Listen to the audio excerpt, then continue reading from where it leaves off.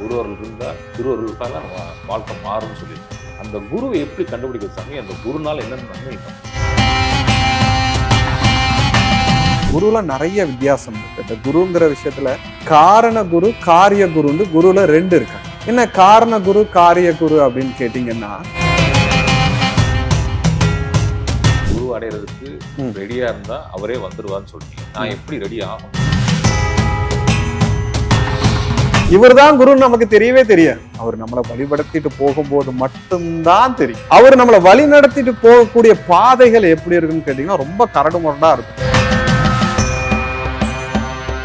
நீங்க உங்க குரு வளர்ந்துருக்கீங்க, அப்ப உங்க லைஃப் அவர் சேஞ்ச் பண்ண விஷயங்கள் இருக்கும். ஐயா, நான் உங்ககிட்ட சொல்றேன், என்னோட குருவோட 20 வருடம் பயணம் பண்ணேன். 10 வருடம் எனக்கு அவர் குருன்னே எனக்கு தெரியாது. உன்னோட தேடுதல் உன்னை பத்தி இருக்கணும். அப்போ உன்னை பத்தி நீ தேட ஆரம்பித்தால் தானா வருவார். சுகமே சொல்லு சாமி. நமோ நாராயணங்க ஐயா. சாமி, குரு ஒரு மனிதனுக்கு வாழ்க்கைக்கு ரொம்ப முக்கியமானவர்.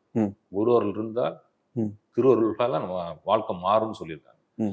அந்த குருவை எப்படி கண்டுபிடிக்கிறது சாமி? அந்த குருனால என்னென்ன நன்மை நடக்கும்? கண்டிப்பாங்க ஐயா. அதாவது ஒரு விஷயத்த நான் இந்த குருங்கிற பேச ஆரம்பிச்சதுனால தெளிவுபடுத்தணும்னு நினைக்கிறேன். நிறைய பேருக்கு குருனா யாரு, ஆசிரியர்கள்னா யாருன்ட்டு தெரிய மாட்டேங்குது.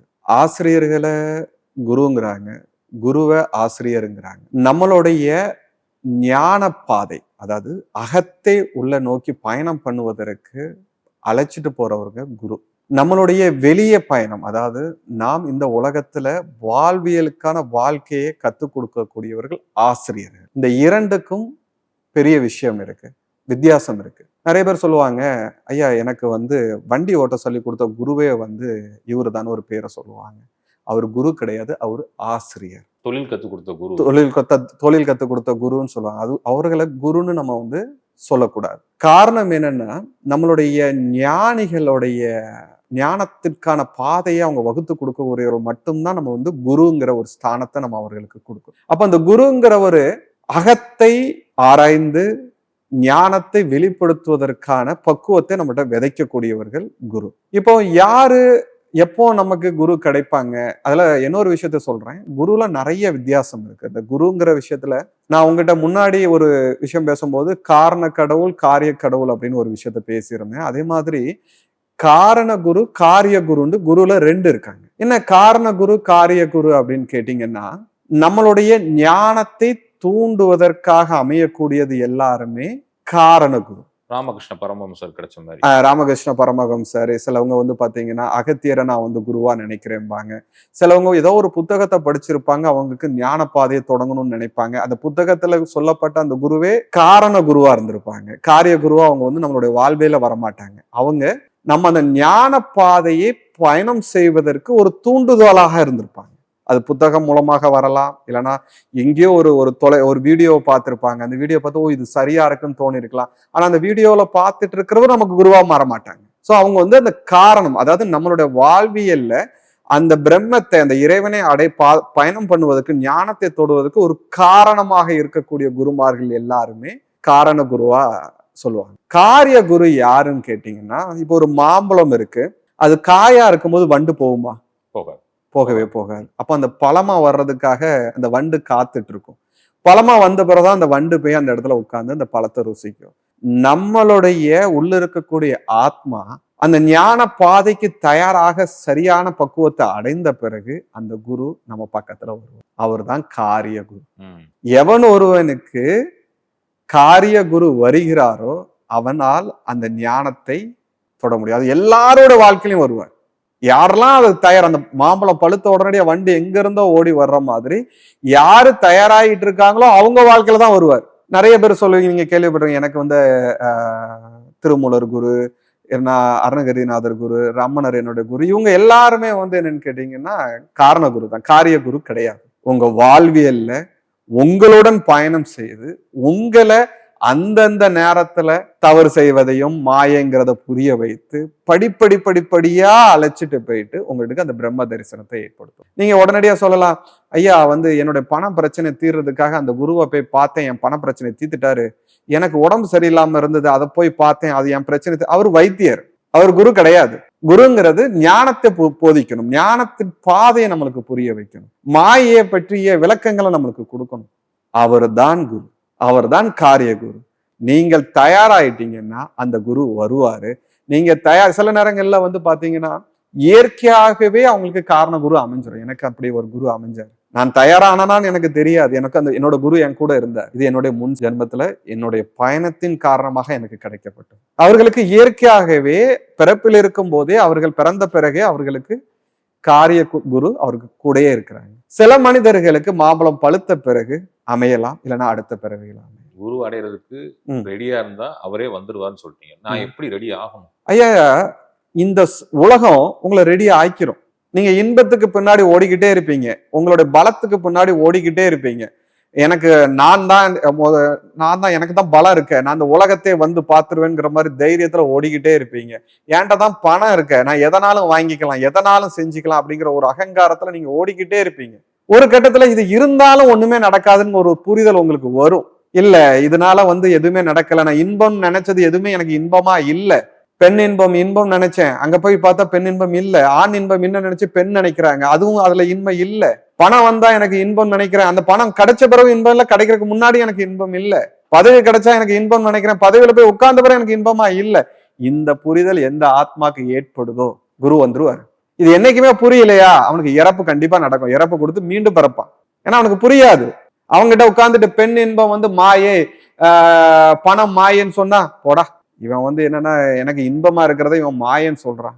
அவனுக்கு இறப்புங்கிறது ஒண்ணு கொடுக்கப்படும், மீண்டும் பிறப்பு கொடுக்கப்படும். அவனுக்கு என்று புரிகிறதோ அப்போதான் குரு வரும். அது வரைக்கும் குரு வர மாட்டாரு. சரி, குரு வந்துட்டாரு, வந்தவரை நான் அக்செப்ட் பண்ணிட்டேன், என்ன ஞானத்தை நோக்கி கூட்டு போவார். நீங்க அந்த பயணம் எப்படி இருக்கும்? ஒரு விஷயம் உங்கள்கிட்ட சொல்றேன், குரு உங்க பக்கத்துல வந்துட்டா உங்களுக்கே குரு வந்திருக்காருன்னே தெரியாது. அவருதான் குருன்னு உங்களுக்கு தெரியவே தெரியாது. ஏன்னா என் குரு வந்துட்டாரு. எனக்கு இப்போ சமீபமா ஒரு விஷயத்த நான் கவனிக்கிறேன். மாதத்துக்கு ஒருத்தருக்கு ஒரு குரு வராங்க. எனக்கு இவர் தான் குருன்னு ஒரு நாள் ஒருத்தர் அந்த புகைப்படத்தை எடுத்துக்கிறாரு, அந்த புகைப்படத்துக்கு பூஜை பண்ண ஆரம்பிச்சுறாரு, அவர் தான் எனக்கு வழியை காட்டுவாங்க. இதோட இன்னொரு பெட்டர் வராங்க, அவங்களுக்கு உடனடியாக பூஜையை வழிபட ஆரம்பிச்சுறாங்க, அவர் தான் என்னோட குருங்கிறாங்க.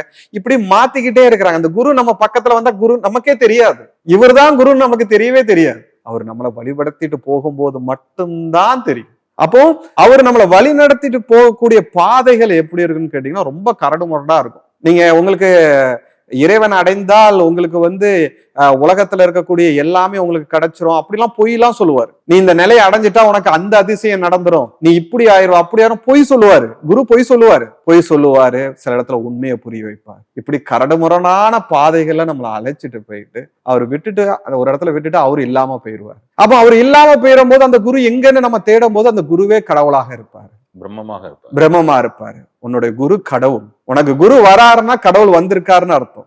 அந்த பாதை ரொம்ப கஷ்டமா இருக்குங்க ஐயா. நினைக்கிறோம், சில நேரம் நினைப்போம் குரு வந்து என்ன தொட்டுட்டாரு, தொட்ட உடனடியே எனக்குள்ள ஒரு சக்தி கிடைச்சிட்டுன்னு சொல்லுவாங்க. அதெல்லாம் போய், அதெல்லாம் மாய. நீ இன்பம் சொல்லக்கூடிய நான் அவர் தொட்டுட்டாரு, அதிசயம் நடந்துச்சு, அது நடந்துருச்சு, குரு தொட்ட அதிசயம் நடக்குன்னு சொல்றான், பொய். அவனால அந்த நிலையை தொடலன்னு அர்த்தம். குரு நம்மளுக்கு அதிசயத்துல இருந்து விடுதலை அடைய வைப்பாரு. அவருடன் பயணம் பண்ணும்போது உங்களுக்கு வந்து பாத்தீங்கன்னா ஒரு ஒரு ஒரு உலகத்திலேயே ஒரு பெரிய அதிபதி யாரா சொல்றான், அமெரிக்காவோட ஜனாதிபதி தான் வந்து ஒரு பெரிய வல்லரசான ஒரு மனிதர். அவருக்கு 1000 மடங்கு ஒரு மனிதர் பக்கத்துல இருக்கிற ஒரு உணர்வு நமக்கு கிடைக்கும். அந்த உணர்வுக்கு வார்த்தையே கிடையாது. நான் வந்து உட்கார்ந்து என் மேல இருக்கக்கூடிய ஆலமரம் வந்து என்னோட குரு ஆலமரங்கிறது ஒரு பெரிய பிரம்மாண்டமா தெரியும். உடனடியா நீங்க என் கஷ்டத்தெல்லாம் போக்கிடுவாரா, ஏன் இதெல்லாம் குருவோட வேலை அது அல்ல. உன் கஷ்டத்தை போக்குறது அவர் அல்ல. கஷ்டம் வர்றது இயற்கைங்கிற மாயே புரிய வைக்கிறதா குருவோட வேலை. என் கஷ்டத்தை போக்கிட்டா அது வந்து நீங்க திரும்பியும் அதே இன்பத்துல தானே போவீங்க. எனக்கு 100 ரூபா கஷ்டம் இருக்கு, 100 ரூபா கஷ்டத்தை அவர் வந்து வழி நடத்தி உங்களுக்கு 100 ரூபாவை சரிப்படுத்திட்டாரு, நாளைக்கு 1 லட்சம் கஷ்டம் வரும், 1 லட்சம் வரும். குருவோட வேலை உன்னுடைய பணத்தை உனக்கு கொடுப்பது உன்னோட குருவோட வேலையே கிடையாது. இது மாயன்னு உனக்கு புரிய வைக்கணும். நோய் வருதா, நோய் வரதான்டா செய்யும். உடம்புன்னு இருந்தா நோய் வரதான் செய்யும். அப்ப இதெல்லாம் புரிய வைக்கிறது தான் அந்த குருவுடைய வேலை. குருனா யாரு? கடவுள். என்னைக்கு மாம்பழம் பழுத்தால் அதுல வந்து உட்காருவதோ அதே போல் நமக்குள் அந்த பிரம்மம் வெளிப்பட தயாரா இருந்தா கடவுள் வந்து வழிகாட்டுவார். கடவுள் தான் வருவார், கடவுள் தான் குரு. ஆசிரியர் கூட அவர் குருவை இணைக்காதீங்க. அது ஒரு உயர்ந்த ஒரு விஷயங்க ஐயா. நீங்க உங்க குருவோட வந்திருக்கீங்க, அப்ப வந்து உங்க லைஃப் அவர் சேஞ்ச் பண்ண விஷயங்கள் இருக்கும். ஐயா, நான் உங்ககிட்ட சொல்றேன், என்னோட குருவோட 20 வருடம் பயணம் பண்ணேன். 10 வருடம் எனக்கு அவர் குருன்னே எனக்கு தெரியாது. நான் விளையாடுவேன், விளையாட்டா இருந்தேன். அவர் என்கிட்ட உட்கார்ந்து தியானம் பண்ணு, பிரம்மனா இது அப்படிலாம் என்கிட்ட சொல்லவே கிடையாது. அவரு வாழ்ந்தாரு. எனக்கு அவர் குருன்னே தெரியாது. எல்லாரும் வருவாங்க, குருஜிம்பாங்க, ஆசீர்வாதத்துக்காக காத்துட்டு இருப்பாங்க. எல்லாரும் சொன்னாங்கன்னு நான் குருஜின்னு சொல்லுவேன். அவ்வளவுதான். எனக்கு குருவோட இதே எனக்கு தெரியாது. என்று எனக்குள் அந்த பிரம்மத்தை அவர் விதைத்தாரோ அப்பதான் எனக்கு அது புரிய ஆரம்பிச்சு. அதற்கான நேரத்துக்கு அவரும் காத்திருந்திருக்காரு 10 வருஷத்துக்கு. காத்துட்டு இருந்திருக்காரு. 10 வருஷம் காத்துட்டு இருந்திருக்காரு. மாம்பழம் பழுக்கிற வரைக்கும் காத்திருந்திருக்காரு. இல்ல, நான் பழுத்துட்டேனான்னு எனக்கு இப்பவுமே எனக்கு தெரியல. எனக்கு தெரியாது. எனக்கு ஒண்ணுமே தெரியாது. அவர் அப்பாவா வருவாரு, நண்பனா இருப்பாரு, மகனா மாறுவாரு, கடவுளா இருப்பாரு, எல்லா ரூபமா இருப்பாரு, ஆசிரியரா மாறுவாரு, அடிச்சிருவாரு. உங்க குரு வந்து சாதாரண ஒரு மனிதரா இருக்க மாட்டாரு, எல்லாமா இருப்பாரு. அப்பாக்கு அப்பாவா இருப்பாரு. நம்ம நினைப்போம் என்னப்பா அப்பாவா இருக்காருன்னு நினைப்போம். திடீர்னு பார்த்தா குருவா இருப்பாரு, என்னவா இருப்பாரு, தோழனா இருப்பாரு, தோல்ல கை போடுவாரு. ஏன்னா நம்மளை அந்த பாதைக்கு அழைச்சிட்டு போறதுக்காக அந்த குரு எல்லாமா மாறுவார். உன்னோட தேடுதல் உன்னை பத்தி இருக்கணும். அப்போ உன்னை பத்தி நீ தேட ஆரம்பித்தால் தானாக குரு வர ஆரம்பிச்சிடும். நீ பழுக்க ஆரம்பிச்சிருவ, தானா வருவார். அது வந்து ஒரு தனியான ஒரு பயணங்க ஐயா. அதிசயங்களே இருக்காது. நீங்க வந்து இப்போ நிறைய இடத்துல நான் கேள்விப்படுறேன், என்னோட குரு கிட்ட வந்தோடனே என் வாழ்க்கையை மாறி விட்டது அப்படி நடந்துட்டுன்னா, இந்த அதிசயங்கள் எதுவுமே உங்க வாழ்க்கையில குரு பக்கத்துல இருந்தா இருக்காது. ஆரம்பத்துல உங்களுக்கு அதிசயமா தெரியும், ஆனா அவர் அதை புரிய வச்சிருவார். நம்மளுடைய ஞான மார்க்கம் அப்படிதான் அழைச்சிட்டு போகும். விவேகானந்தரை, ராமகிருஷ்ணர் அப்படிதான் அழைச்சிட்டு போனாங்க. பல ஞானிகளை அவர்களுடைய குருமார்கள் அப்படிதான் அழைச்சிட்டு போனாங்க. ஒரே நாள்ல நடக்காது. இவங்க வந்து ஒரே நாள்ல எல்லாத்தையும் நடக்கணும்னு தேடி போறாங்க. ஒரு நாள் எங்க கனவுல குரு வந்துட்டாரு, என்ன அழைச்சிட்டாரு, அதை பண்ணிட்டாரு, இதை பண்ணிட்டாரு, என் வாழ்க்கை மாறிடும். அப்படி குரு நம்ம வாழ்க்கைய, நம்மளுடைய ஒட்டுமொத்தமான இந்த உலகத்தில் இருக்கக்கூடிய பயணத்தையே முடிக்க போறாரு. எத்தனை பேரை பிறந்திருப்போம், புல்லாகி பூண்டாகி சொல்லியிருக்காங்க. மனிதனாக எத்தனை முறை பிறந்திருக்கும். இந்த வாசனை மேல எவ்வளவு ஆசைப்பட்டு இப்போ நம்ம இந்த உடம்பை எடுத்திருக்கோம்னா ஆசைப்பட்டு தானே எடுத்திருக்கிறோம். இந்த உலகத்துல ஏதோ ஒண்ணு இன்பம் இருக்கு, எனக்கு வேணுங்கிறதுக்காக தானே மீண்டும் இந்த உடம்ப நான் பிடிச்சேன். இதெல்லாம் அடிச்சு ஒட்டச்சு வெட்டி தூக்கி எறியணும்னா அவர் எப்படிப்பட்ட ஆளா வரணும் யோசித்து பாருங்க. குரு எப்படிப்பட்டவரா இருப்பாரு. சவுக்கே ஆளை அடிச்சு நம்ம இந்த ஆசைங்கிற இன்பத்துல இருந்து நம்மளை வந்து அந்த ஆத்மாவை பிரிச்சு எடுக்கணும்னா எவ்வளவு பெரிய வேலை.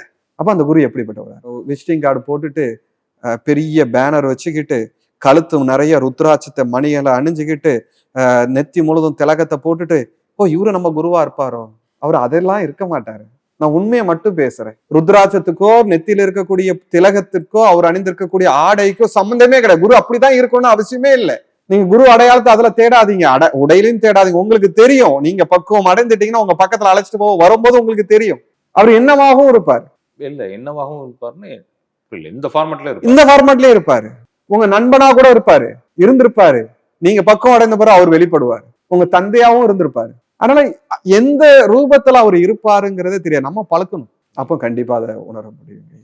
லேமன் பாயிண்ட் ஆஃப் வியூல ஒரு கொஸ்டின் கேக்குறீங்க. நீங்க சொல்றீங்க இன்பத்தை விட்டுறணும், ஆசைகளை மறந்ததுக்கு அப்புறம் குரு வருவான்றீங்க. இதெல்லாம் எனக்கு விட முடியலையே, எப்படி நான் விடுறதுன்னு கேட்பாங்க. கண்டிப்பாங்க ஐயா.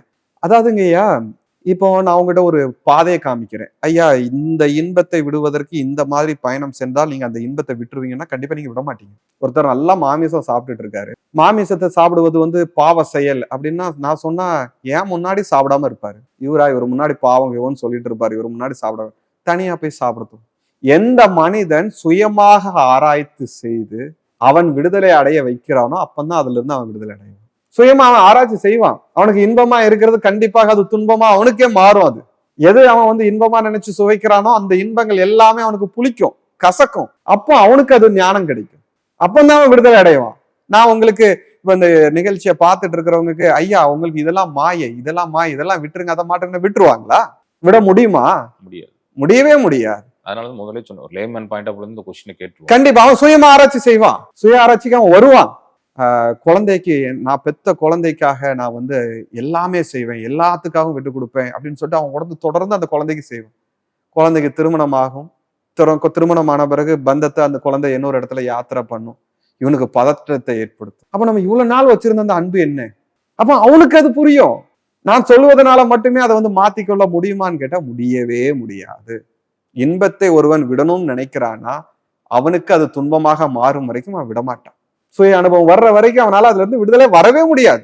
குரு சொல்லிட்டாருனால நான் செஞ்சிருவேனா? முடியாது. குரு வந்து நீ அந்த இன்பத்தை விட ஆரம்பிக்க தயாரான பிறகுதான் குருவே வருவார். கடவுள் அப்பதான் வருவாரு. கடவுள் தான் குரு. ஓகே, இவன் தயாராயிட்டான், அகத்தை உணர தயாராயிட்டான், வர ஆரம்பிச்சிருவாரு. எனக்கு ஒரு சிறு அனுபவம் ஏற்பட்டுச்சு.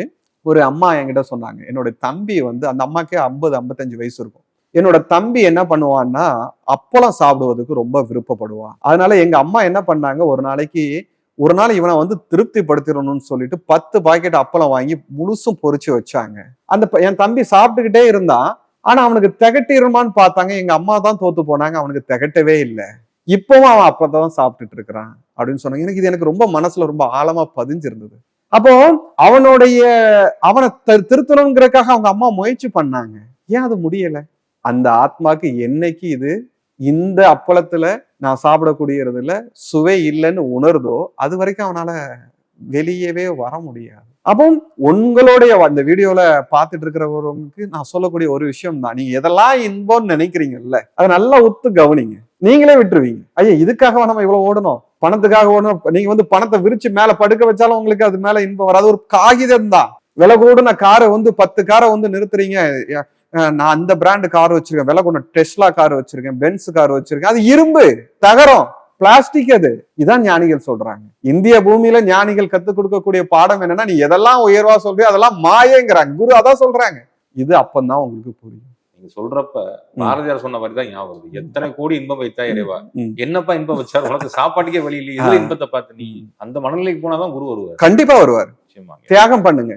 உறவுகள் அத்தனை பேருக்கும் அது பெரிய பாடமா இருக்கும். நெஞ்சார்ந்த நன்றிகள் ஐயா. சுகமே. நமோ நாராயண, நமோ நாராயண.